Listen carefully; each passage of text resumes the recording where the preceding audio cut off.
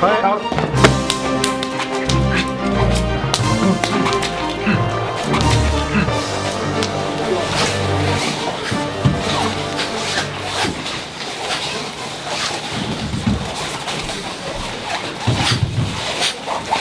De la même manière qu'en boxe, il s'échauffe en faisant du shadowboxing.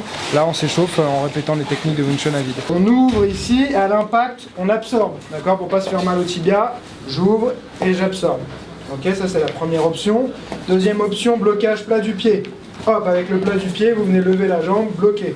Vous avez le retrait, simplement retirer sa jambe, comme ceci. Rabaisser, je lève et je rabaisse quand il passe. Boum, ok. Si c'est de l'autre côté, même chose, je peux bloquer jambe avant en absorption, jambe arrière, plat du pied, retrait, rabaisser, ok? Chacun son tour, une attaque, une défense, on y va? C'est quelque chose pour moi qui est essentiel, savoir bloquer un low kick, c'est un des coups de pied les plus fréquents. Il y a du Wing Chun dans les blocages qu'on fait, on va dire dans le retrait. Le retrait de la jambe, c'est du Wing Chun. Le blocage avec le plat du pied, le blocage en rabaissant, c'est du Wing Chun. Le blocage tibia, c'est pas du Wing Chun.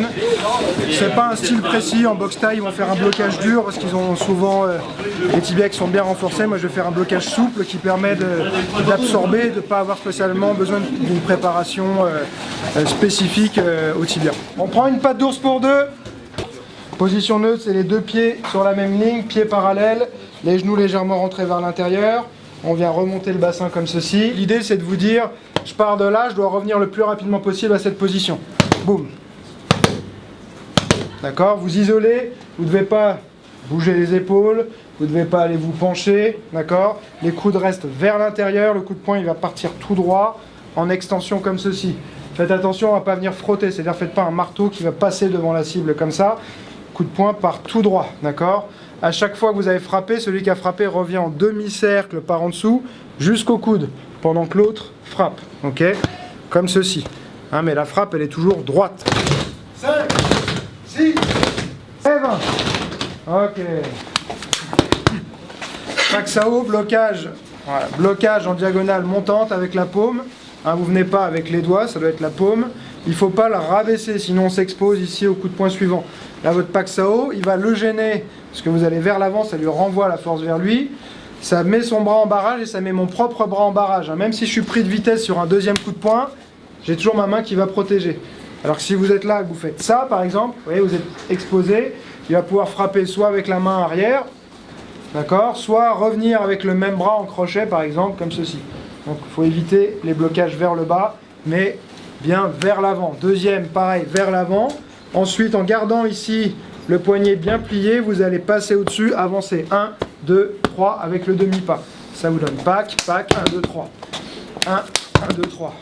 1, 1, 2, 3. Essayez de faire en 2 temps et pas 3 temps. Pas 1, 2 et 3, mais 1, 2. Ok? Ensuite, vous enchaînez. 1, 2, boum. 1, 2, boum. Ok? Allez, 20 fois de chaque garde.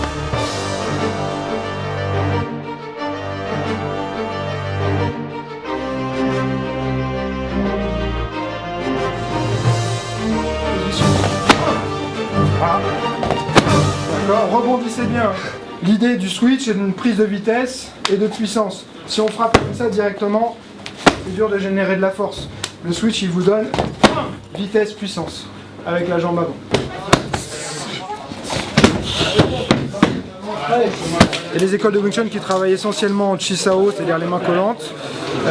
C'est très très bien pour développer les sensations, mais il y a toute la phase de non-contact qui est très importante et que si on ne sait pas gérer, même si on est bon en Chi-Sao et qu'on ne sait pas gérer cette phase de non-contact, on ne va pas réussir à s'en sortir. Il y a des gens qui ne vont pas se laisser approcher facilement.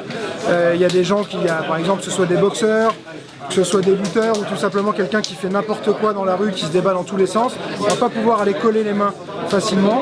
Donc c'est très important de savoir gérer d'abord cette première distance. 1, 2, 3. Là, quand je vais venir faire mon larp sao coup de poing, il va faire un bong sao pour se protéger ici. D'accord? De là, il vient frapper. Ok? Donc 1, 2, 3, quand je saisis, il remonte en bong sao.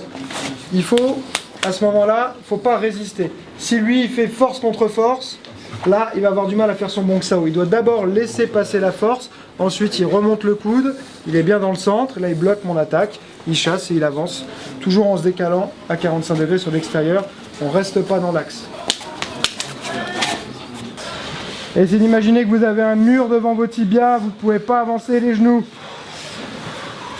Voilà, vers l'arrière. On utilise ses fesses, les talons ne se décollent pas. 10 secondes de repos, on se prépare pour les pompes.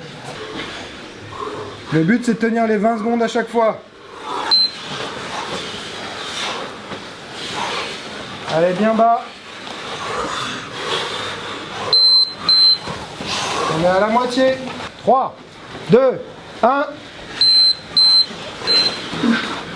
Allez, on descend bien bas. N'avance pas la tête.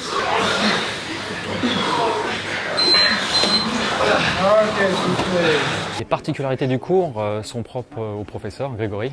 Dans le monde martial, il y a art et martial. Et il a su, dans sa pédagogie et son enseignement, exploiter le côté artistique et martial de la discipline qu'est le Wing Chun. Voilà, donc ici, ce que j'aime, c'est effectivement cette polyvalence dans les cours, cette ouverture d'esprit aussi dans les cours, et cette perpétuelle recherche pour faire évoluer le style et la discipline. D'accord, doucement, pack, pack, l'autre main est revenue ici au coude, vous passez par-dessus, il vous bloque, vous venez chasser, vous longez votre avant-bras par en dessous, saisi à 4 doigts sans le pouce, coude rentré dans le centre, d'accord, bien dans le centre, et la frappe ici. 1, 2, tu viens pousser vers l'avant, il ne faut pas ramener contre son camp, sinon il ne peut pas passer, mais par là-bas, direction, ici.